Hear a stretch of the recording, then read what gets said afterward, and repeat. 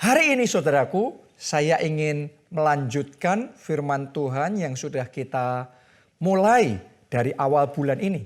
Yaitu solid spiritual life atau kehidupan rohani yang solid. Kehidupan rohani yang berkualitas, yang berbobot. Ya, sudah 2 minggu yang lalu kita belajar dan ini minggu yang ketiga. Di minggu yang ketiga ini saya mau bagikan rahasia berikutnya. Memiliki kehidupan rohani yang berkualitas, yang berbobot adalah miliki kehidupan doa yang berbobot. Jadi hari ini saya mau bicara tentang doa. Bukan sembarang doa, tapi doa yang berkualitas. Doa yang solid, doa yang berbobot. Pertanyaannya ya, seperti apa doa yang berbobot itu? Ya, nomor 1, ya, doa yang berbobot adalah doa yang konsisten. Oke, ya, saudara mungkin sudah biasa dengar kata konsisten, tapi nanti kita gali, kita lihat seberapa level konsistennya kita. Kita baca dulu Daniel 6 ayat yang ke-11. Kita akan belajar dari kehidupan Daniel. Ya, demi didengar Daniel bahwa surat perintah itu telah dibuat. Jadi surat perintah nggak boleh orang berdoa sama Allah manapun. Hanya boleh kepada raja yang pada waktu itu berkuasa. Nah itu surat perintah sudah dikeluarkan, nggak boleh itu. Ya. Tapi lihat apa yang Daniel lakukan.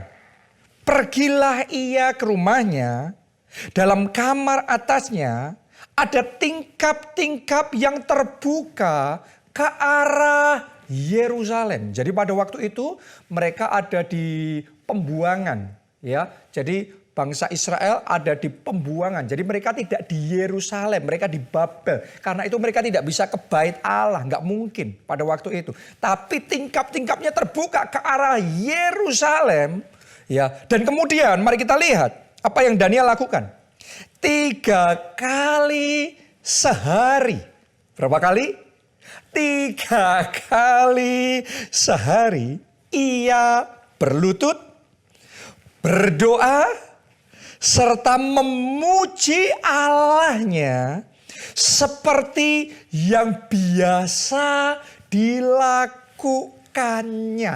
Wow. Ini buat saya bicara tentang konsistensi dan komitmen doa yang luar biasa yang dimiliki oleh Daniel. Dia doa 3 kali sehari. Coba saudara renungkan, itu konsisten banget. Berapa kali saudara berdoa setiap harinya? Ya, seberapa konsistennya saudara berdoa? Anda lihat Daniel. Dia bahkan diancam kalau berdoa bisa dijatuhi hukuman mati.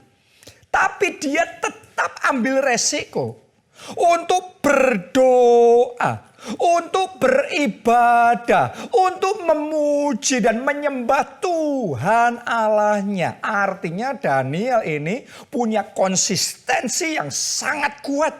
Ya, apapun yang terjadi dia tetap berdoa. 3 kali sehari dia berdoa. Mood gak mood dia tetap berdoa. Resiko gak resiko dia tetap berdoa. Itu komitmennya Daniel. Dan karena itu Daniel punya kehidupan rohani yang berkualitas juga. Yang berbobot. Kenapa? Karena doanya berbobot. Saya berdoa mulai hari ini. Saudara semua. Seluruh jemaat keluarga Allah, dimanapun Anda berada, saudara mengembangkan kehidupan doa yang konsisten. Saudara sedang mood berdoa, Anda berdoa. Sedang tidak mood berdoa, rasanya nggak kepingin doa, Anda tetap berdoa. Enak berdoa, Anda berdoa. Nggak enak berdoa, Anda berdoa. Dijawab doanya, Anda berdoa. Belum dijawab doanya, tetap berdoa. Seperti apapun, tetap konsisten berdoa. Oke, bukan cuma konsisten saja saudaraku.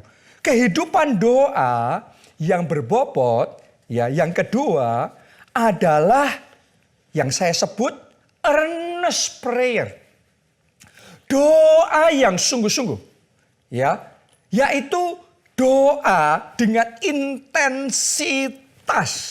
Jadi bukan cuma konsisten, tapi doa dengan intensitas yang kuat. Kita baca dulu Yakobus 5 ayatnya yang ke-17. Sekarang Elia ya, kita belajar dari Elia. Elia adalah manusia biasa, sama seperti kita. Jadi Alkitab yang ngomong, gak ada bedanya. Saudara sama saya, sama Elia, Tuhan tidak membedakan. Ya, semuanya manusia biasa. Tapi yang membuat beda, rahasianya berikutnya ini. Saya lanjutkan ya. Dan ia telah bersungguh-sungguh berdoa supaya hujan jangan turun. Dan hujan pun tidak turun di bumi selama 3 tahun dan 6 bulan. Jadi manusia biasa yang namanya Elia ini, kenapa kok dia punya kehidupan rohani yang sangat berbobot, sangat berkualitas? Karena dia tahu rahasia earnest prayer. Anda boleh buka dalam Alkitab bahasa Inggris, kata bersungguh-sungguh berdoa, itu earnest prayer, doa yang sungguh-sungguh, doa dengan intensitas.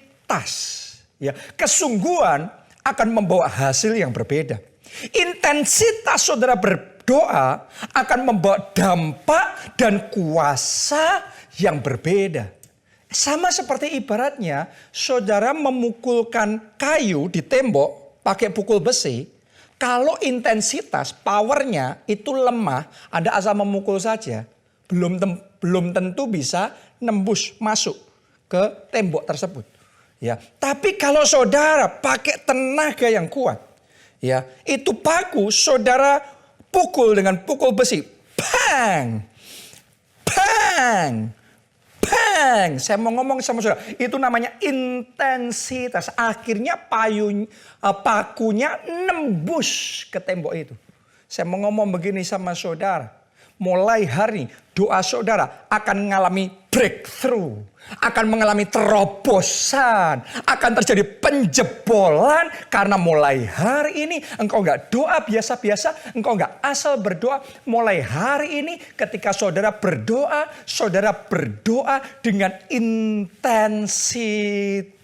Saudara doa dengan sungguh-sungguh. Dengan earnest prayer. Anda akan melihat bagaimana doa saudara mendatangkan terobosan yang luar biasa. Oke, nah ini doa yang berbobot. Kalau Anda tahu kunci doa yang berbobot seperti ini. Mulai hari ini doa saudara nggak bisa sama lagi. Mulai hari ini doa saudara akan mengkonekkan Anda dengan dimensi supernaturalnya Allah. Wow, ini luar biasa. Ini kunci. Anda harus dengarkan ini baik-baik. Saya ulangi sekali lagi ya.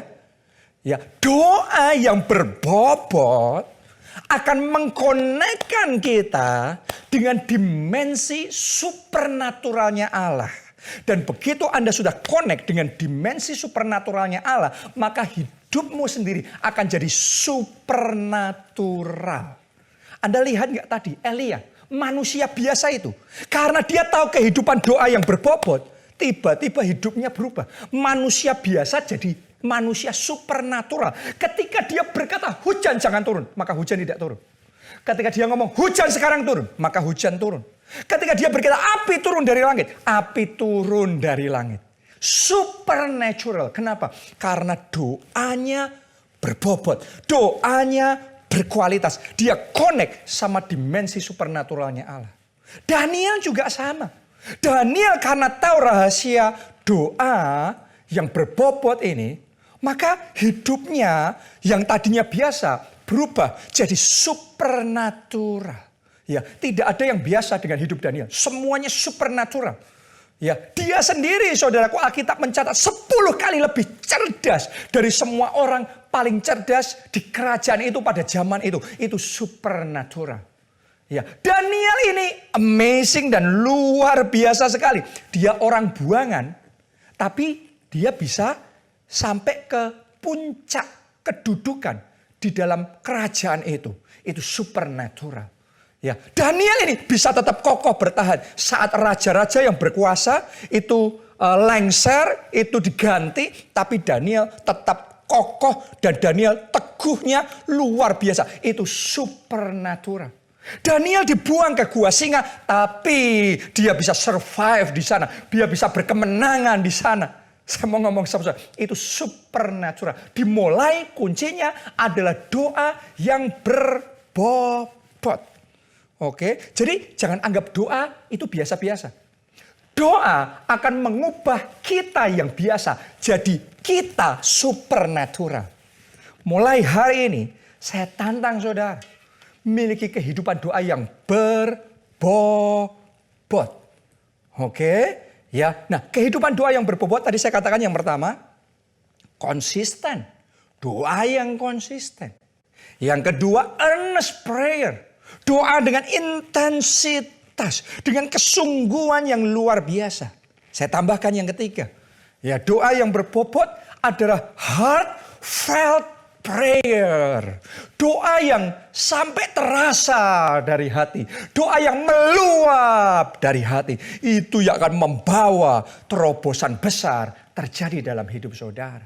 Ada berapa banyak orang kalau doa ya doanya ringan-ringan aja. Biasa-biasa aja.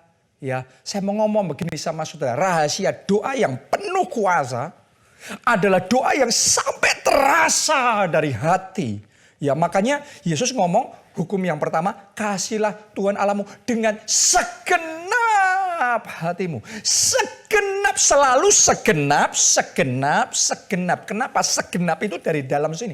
Kalau doa saudara bukan cuma kata-kata ringan, tapi doa saudara dari dalam meluap. Anda kerasa itu dari dalam doa sama Tuhan dengan segenap. Itu heartfelt prayer. Doa yang sampai terasa meluap dari hati. Saya mau ngomong sama saudara, itu powernya besar sekali. Kita baca di Yakobus 5 ayatnya yang ke-16. Ya. Karena itu, hendaklah kamu saling mengaku dosamu dan saling mendoakan supaya kamu sembuh. Kalimat terakhir ini perhatikan baik-baik. Doa orang yang benar bila dengan yakin didoakan sangat besar kuasanya. Wow. Doa kalau bila dengan yakin didoakan. Anda boleh cek di Alkitab bahasa Inggris, kata yang dipakai di situ adalah fervent prayer. Ya, apa itu fervent prayer? Ya, kalau dalam bahasa Indonesia doa yang dengan yakin. Itu dari hati sampai terasa di hati, yakin dengan segenap hati. Ya, itu dalam Alkitab bahasa Indonesia. Nah, dalam bahasa Inggris, fervent prayer itu artinya doa yang bersemangat. Doa yang bergairah. Doa yang berapi-api. Itu fervent prayer. Itu heartfelt prayer. Itu doa yang sampai terasa. Doa yang meluap dari hati. Firman Tuhan ngomong, itu sangat besar kuasanya. Jadi pertanyaan saya sama saudara saat ini, seperti apa engkau berdoa selama ini? Jangan-jangan doa kita nggak berbobot. Atau jangan-jangan doa kita kalau ditimbang ditemukan terlalu ringan bobotnya. Ya, saya berdoa mulai hari ini engkau upgrade doa saudara. Jangan puas dengan kehidupan doa yang seperti itu. Nothing happen ketika kita berdoa. Kok bisa? Apa firman Tuhan salah? No way. Firman Tuhan ya dan amin. Firman Tuhan adalah kebenaran yang tidak berubah dulu, sekarang, sampai selama-lamanya.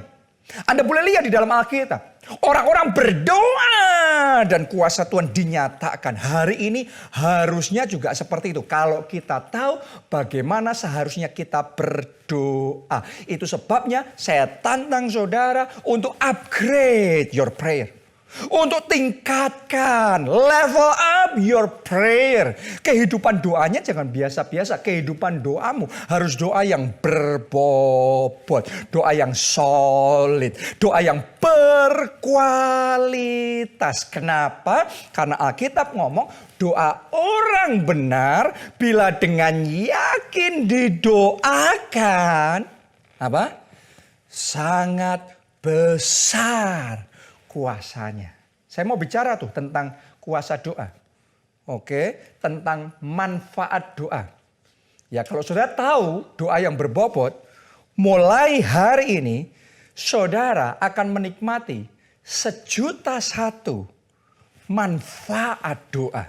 1.000.001 kuasa doa. Apa itu? Manfaat doa, kuasa doa. Karena Alkitab ngomong sangat besar kuasa doa itu. Ya, ada 9 poin. Oke, hari ini banyak sekali poinnya. Ya, karena hari ini saya mau membagikan sesuatu yang komprehensif sama kita semua. Yang pertama, doa itu akan membawa kita dekat sama Tuhan. Saya ngerti banyak orang Kristen sudah terlalu sering dengar kata dekat sama Tuhan. Sampai kadang-kadang kehilangan meaningnya.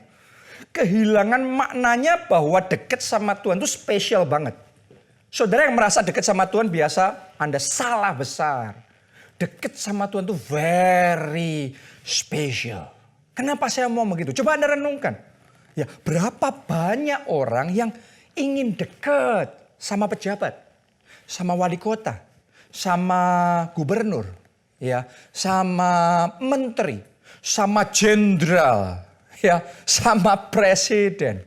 Ya, kalau dekat merasa spesial. Kenapa? Karena ada akses, karena ada rekomendasi, ada sesuatu yang istimewa, ada backing yang luar biasa. Itu benar, itu baik, ya. Tapi saya mau ngomong sama saudara, lebih dari semua kedekatan kita sama manusia manapun, dekat sama Tuhan itu jauh lebih spesial. Dekat sama Tuhan, oh, Dia raja di atas segala raja. Dia yang punya surga dan bumi. Anda bisa bayangkan nggak kalau saudara jadi orang dekatnya, pribadi yang kayak begitu? Nothing shall be impossible for you. All things are possible. Segala perkara mungkin terjadi dalam hidup saudara kalau Anda punya kedekatan sama yang maha kuasa seperti itu. Dan kunci dekatnya sama Tuhan itu sederhana. Yaitu apa? Doa. Sederhana tapi sering kita lewatkan. Hari ini firman Tuhan mengingatkan kita. Jangan main-main. Mulai hari ini gunakan kesempatan itu semaksimal mungkin. Dekat sama Tuhan melalui doa. Itu yang pertama. Manfaat doa yang pertama. Yang kedua, ini masih berkaitan sama yang pertama. Ya, kenapa kok doa kita bisa dekat sama Tuhan? Karena yang kedua ini, ya, doa itu menyukakan hati Tuhan. Oke, saudara harus ngerti. Ketika kita berdoa, Tuhan tuh suka, Tuhan happy, Tuhan disenangkan. Sama seperti kalau saudara orang tua yang punya anak-anak. Dan saudara sayang sama anak saudara. Ya, berapa banyak dari saudara yang mengerti Tuhan sayang sama kita.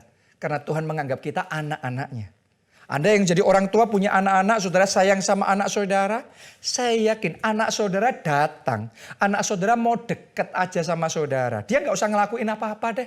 Dia cuma deket aja. Mau membangun relationship yang dekat sama kita. Kita sudah happy. Tuhan juga kayak gitu. Ya, kalau kita suka datang sama Tuhan. Dekat-dekat sama Tuhan. Di dalam doa. Saya mau katakan. Tuhan disuka. Jadi hari ini saya ajak saudara belajar menyukakan Tuhan. Dengan cara apa? Mendekat sama Tuhan melalui doa. Itu yang kedua. Karena kalau saudara bisa menyukakan hati pribadi yang sehebat itu. Kalau dia sudah happy, dia sudah disukakan. Wow. Pintu-pintu terbuka bagi saudara. Saya berdoa Anda yang menghadapi jalan buntu, Anda yang tidak punya jalan keluar, semuanya tertutup dalam hidup saudara, mulai hari ini terbuka. Pintu-pintu yang tertutup itu terbuka. Mulailah dengan doa dan mendekat, menyukakan hati Tuhan. Amin. Haleluya. Yang ketiga, doa membuat kita bisa menerima sesuatu yang besar dari Tuhan. Kenapa? Karena melalui doa saudara menyukakan hati Tuhan. Saya bacakan dulu ayatnya di Efesus 3 ayat 20. Ditulis begini. Bagi dialah yang dapat melakukan jauh lebih banyak daripada yang kita doakan dan pikirkan, seperti yang ternyata dari kuasa yang bekerja di dalam kita. Tolong saudaraku pahami bahwa ketika engkau berdoa, Dia mau melakukan jauh lebih banyak dari doa dan pikiran saudara. Jadi saudara jangan menganggap Tuhan kita itu pelit. No.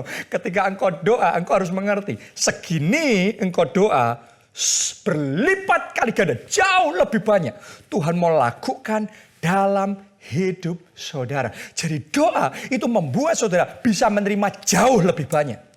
Doa saya di tahun ini, tahun 2020 ini, melalui doa, melalui kedekatan saudara sama Tuhan, Anda akan menerima jauh lebih banyak dari yang engkau pikirkan dan engkau bayangkan. Amin. Jadi jangan ngelewatin doa. Anda skip doa, skip berkat Tuhan. Anda melewatkan doa sama dengan melewatkan berkat Tuhan. Kita yang rugi kalau kita nggak berdoa. Itu sebabnya berdoa. Engkau akan mengalami jauh lebih banyak. Oh, saya deklarasikan lebih banyak berkat, lebih banyak jawaban doa, lebih banyak mujizat, lebih banyak kemenangan, lebih banyak perkara-perkara dahsyat Tuhan kerjakan dalam hidup saudara. Amin. Yang keempat, doa mendatangkan kesembuhan. Siapa di sini pada saat ini ada sakit penyakit dalam tubuh saudara? Tolong dengarkan kebenaran ini, doa mendatangkan kesembuhan. Karena itu kalau sakit, Anda berdoa. Kita baca Yakobus 5 ayat 14. Kalau ada seorang di antara kamu yang sakit, baiklah ia memanggil para penatua jemaat, supaya mereka mendoakan dia serta mengolesnya dengan minyak dalam nama Tuhan. Kenapa? Karena doa besar kuasanya. Ya, saya melihat kebenaran ini sedang terjadi di tengah-tengah kita. Ya, sejak masa pandemi ini saya justru lebih sering live streaming di GSM, dan di situ saya banyak berdoa untuk setiap permohonan-permohonan doa. Saya mau ngomong sama saudara, ayat ini yang kita baca ini ya dan amin. Terjadi saat ini banjir mujizat. Orang-orang yang posting permohonan doa di sana, kita satukan hati, satukan iman, kita berdoa dan di situ mujizat-mujizat terjadi. Kesembuhan terjadi. Diabetes disembuhkan, lumpuh berjalan, ya, yang ada benjolan, daging tumbuh tidak normal, tumor cancer disembuhkan, yang buta melihat, dan perkara-perkara ajaib terjadi. Banjir mujizat. Kenapa? Karena kita berdoa. Jadi saudara berdoa, nanti Anda akan melihat sakit penyakitmu disembuhkan oleh bilur-bilur Kristus. Kita terima kesembuhan kita melalui berdoa, doa yang berbobot. Ya, yang kelima, doa membuat kita tidak jatuh dalam pencobaan. Ya, siapa yang sering jatuh dalam dosa? Siapa yang gampang tergoda lagi, jatuh lagi? Simple, karena kurang berdoa. Yes, itu kebenaran. Yesus sendiri ngomong di Lukas 22 ayat 46. Ya, Yesus berkata sama murid-muridnya, berdoalah supaya kamu jangan jatuh ke dalam pencobaan. Artinya kalau kita suka jatuh dalam pencobaan, dalam godaan, itu artinya kita kurang berdoa. Mungkin sudah berdoa, tapi kurang berdoa. Tingkatkan doa saudara. Upgrade doa saudara. Oke, doanya jangan asal. Doanya yang berbobot, yang berkualitas. Haleluya. Ya, jadi banyak berdoa, sedikit berdosa. Sedikit berdoa, banyak berdosa. Berdoa sungguh-sungguh, tidak berdosa. Haleluya. Penuh berkat Tuhan. Amin. Ya, yang ke-6 sekarang. Ya, doa mendatangkan kelepasan. Wow. This is amazing. Doa itu mendatangkan kelepasan. Masih ingat gak saudara? Petrus di penjara. Tapi murid-murid yang lain berdoa buat Petrus. Maka mujizat terjadi. Petrus mengalami kelepasan. Ya, malaikat-malaikat bekerja dan dia bisa keluar dari penjara itu. Kelepasan terjadi ketika mereka berdoa. Paulus dan Silas juga mengalami hal yang sama. Ya, mereka terbelenggu. Tapi saat mereka terbelenggu di penjara, mereka mulai berdoa. Saat mereka tidak berdaya, mereka mulai berdoa. Dan kemudian goncangan terjadi. Kuasa Allah bekerja. Dan kelepasan besar Tuhan kerjakan. Pertanyaan saya sama saudara. Belenggu apa yang sekarang sedang mengikat hidup saudara? Saya tahu ada sebagian dari saudara yang terikat dengan belenggu hutang. Oke, secara keuangan. Ada yang terikat dengan belenggu narkoba. Ya. Ada yang terikat dengan belenggu dosa. Jadi terus ya, terikat itu gak bisa lepas. Saya mau ngomong sama saudara, semua belenggu yang mengikat hidup saudara, sekuat apapun belenggu itu, hari ini di dalam nama Tuhan Yesus terlepas. Saya berdoa kelepasan terjadi, kemenangan terjadi. Karena itu, mari kita bangkit, mulai berdoa. Amin, saudaraku. Haleluya. Yang ke-7, doa mendatangkan kekuatan ilahi. Ya, Tuhan Yesus waktu mau disalibkan, dia butuh kekuatan. Karena itu dia berdoa. Saya mau ngomong sama saudara, saya kalau dalam kondisi yang lemah, ya, saya tahu kekuatan saya dapat dari Tuhan. Ketika saya berdoa, dalam tinggal tenang dan percaya, kita berdoa sama Tuhan. Di situ ada kekuatan baru. Ada impartasi, new strength. Kekuatan baru dari surga. Itu terasa, itu bukan kata-kata retorika.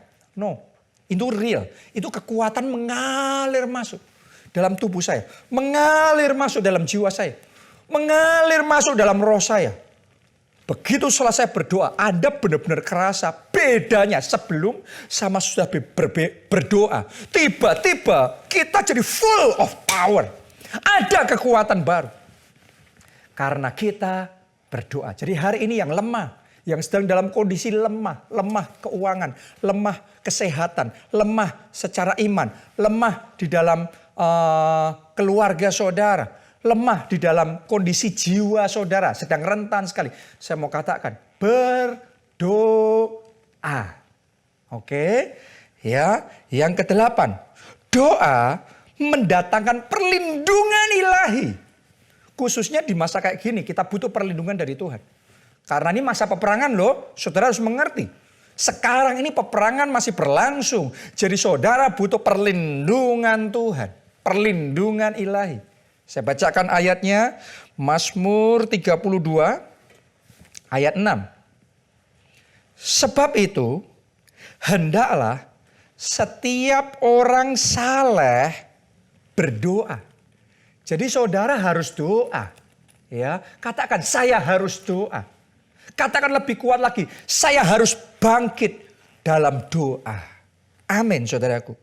Hendaklah setiap orang saleh berdoa kepadamu selagi engkau dapat ditemui. Nah, lihat, ketika engkau berdoa ini yang terjadi. Sesungguhnya pada waktu banjir besar terjadi, itu tidak melandanya. Kenapa? Karena dia berdoa. Wow, sekarang ini sedang terjadi banjir besar. Sedang terjadi pandemi besar. Krisis keuangan besar. Resesi ekonomi besar. Badai masalah besar. Tapi kalau engkau berdoa, semua banjir besar itu tidak akan melanda, saudara. Kenapa? Karena ada perlindungan ilahi.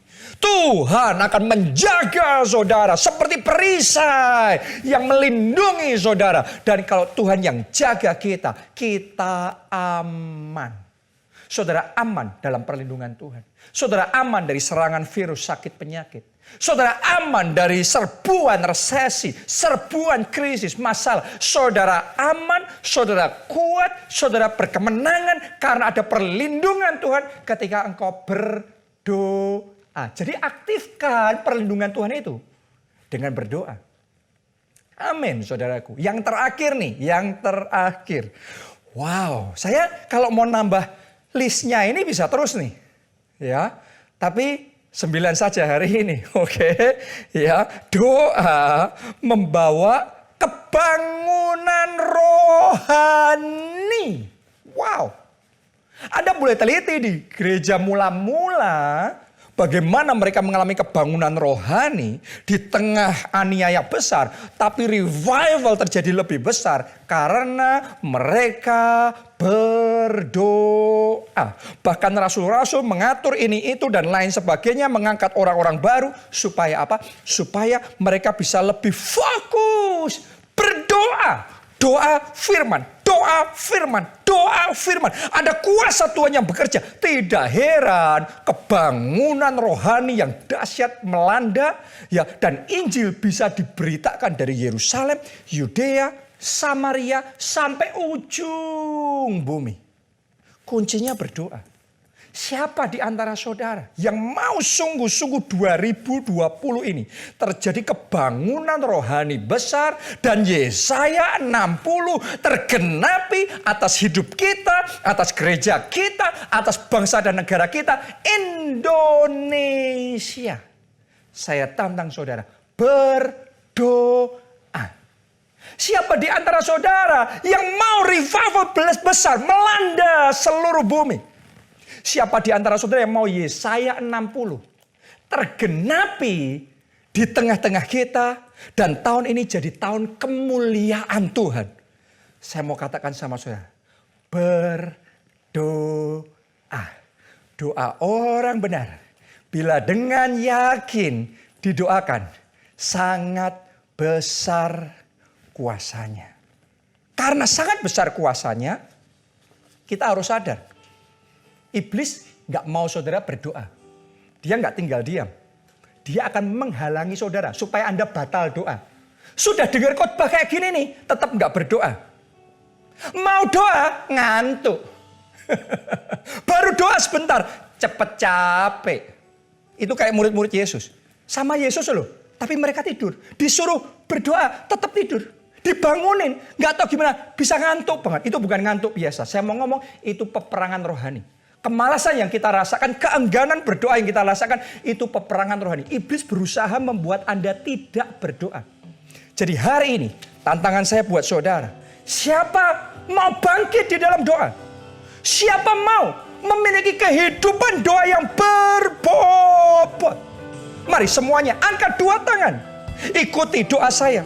Katakan, Tuhan Yesus, aku mau doa konsisten. Aku mau doa sungguh-sungguh. Aku mau doa dari hati. Ya Roh Kudus, mampukan aku. Mari semuanya angkat suara. Anda berdoa. Jangan doa biasa, doanya yang sungguh-sungguh. Pray with intensity. Dengan intensitas, dengan kesungguhan. Doa sampai kau rasakan itu meluap dari hati saudara. Bukan cuma di mulut, di kata-kata, tapi meluap dari hati. Ada luapan hati, ada seruan hati. Ayo saudara, doa yang konsisten. Jangan doa sebentar, jangan doa biasa. Doa yang konsisten, doa yang kuat. Ora lawasyara kapasyara. Jesus. Oh Tuhan, mampukan kami. Ya Roh Kudus, beri kekuatan. Mampukan kami untuk bangkit dan berdoa. Untuk mengupgrade doa kami. Supaya doa kami penuh kuasa. Ora lawasyara.